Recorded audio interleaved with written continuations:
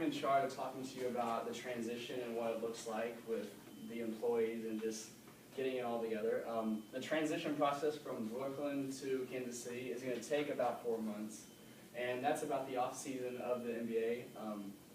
You're looking at the end of the NBA season is about the end of April, beginning of May, and the beginning of the season ends or starts at the end of September and beginning of October. So that's like when training starts and preseason games start.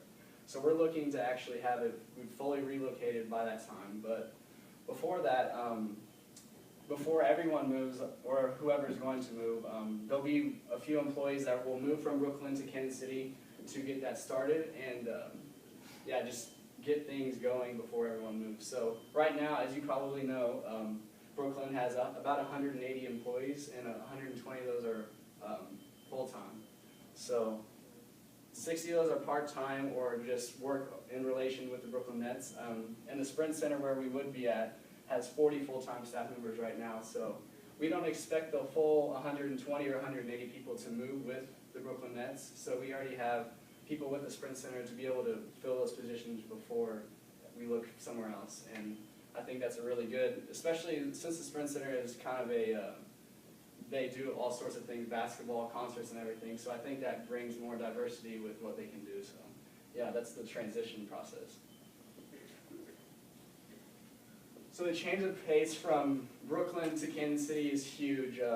Everyone knows Brooklyn is a high market, high profile, and very expensive place to live. As employees, we are, well, as a VFP, we are looking for employees to have living conditions that are newer and nicer than in Brooklyn. We are partnering with a realty company out of Kansas City to provide housing or help with housing, maybe get it a little cheaper or just get better housing. And I was looking with the company about what the prices look. So you can get a 3-bedroom apartment in Kansas City or in Brooklyn for the same price you can get a 4,000 square foot home in the Kansas City area. So I'm not sure that everyone would want a 4,000 square foot home, but that's just the price comparison to what it could be. Also, we were offering a new retirement plan. Currently, the NBA and the Brooklyn Nets don't work together as having retirement plans for the employees, and so we are going to provide in retirement in partnership with a group out of Overland Park. So, Sean Marks is the current general manager of the Brooklyn Nets. He was previously an assistant coach for the Spurs. This has been a huge step forward for the Brooklyn Nets, even though they haven't taken many steps forward recently.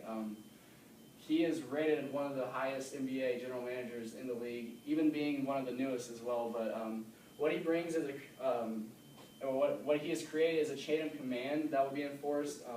The Brooklyn Nets have a little bit of a problem trying to figure out who is in charge, and I think that is big because if you know each other's roles and who to talk to in certain needs, I think that will be a lot easier transition and just a better organization in general. The NBA policy and separate team rules.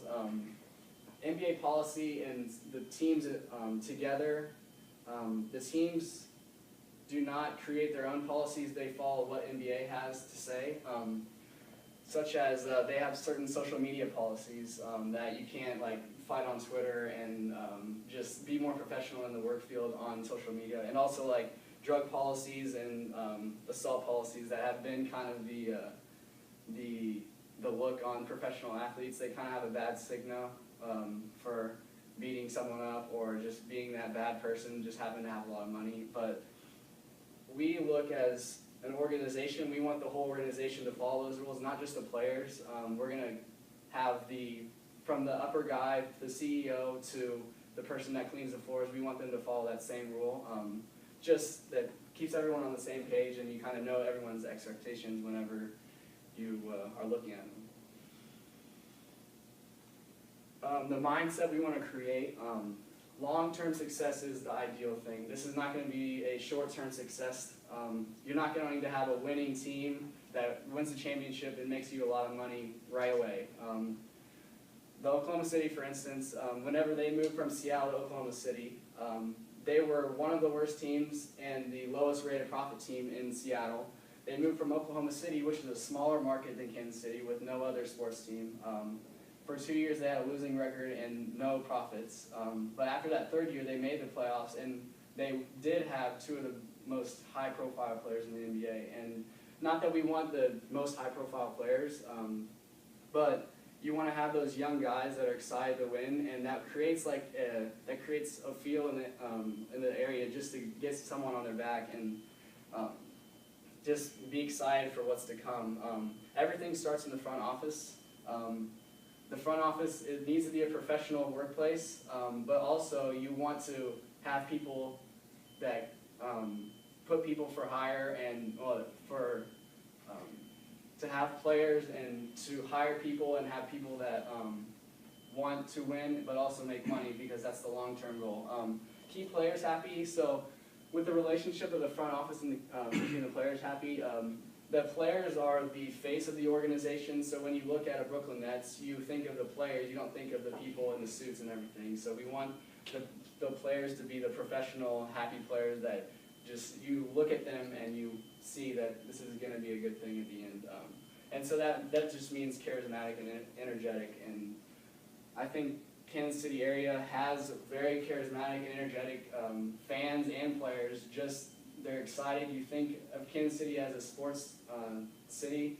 The Chiefs are a crazy, crazy sports team, and the Royals have been on the rise, and everyone just talks about them and being a good team. And I mean, they won the championship 2 years ago, so that's really exciting. Whenever you have a winning team, that makes you money, and ideally, that is the main goal, is to make you money. You are leaving Brooklyn to come to Kansas City to make money. And I'm going to turn it over to Matthew to talk about the numbers. Okay, I'm just going to ask you a couple questions too.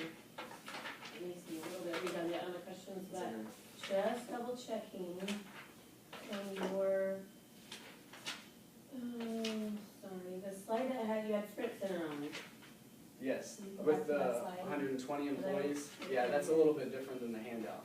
Yeah, will you go back to that slide? That's the first Explain that one. again, the Sprint Center, why you have that mentioned and you don't have Wyandotte County Yes, the mentioned 180 in the new employees. building? Currently, where the arena in Wyandotte, Kansas is not built, so if we were to move the team from Brooklyn to Kansas City, we would be playing in the Sprint Center until the arena would get built. Okay. And During so, the 2-year transition period? yes, Okay. and so from that time we get a new arena to when they move, we are looking to go to the Sprint Center because that's the best place. It's a good place, it's just not what we want in the long-term goals Okay. as a team. And then you said you're doing this to make money. Yes.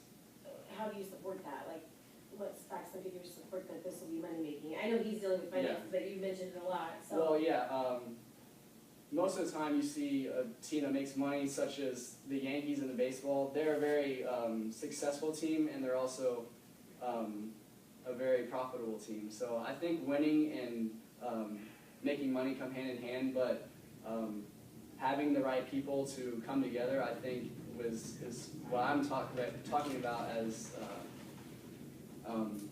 we want to have the people to make you win games, to make you money. So this is like the first step in the 4-step process of making money. Okay,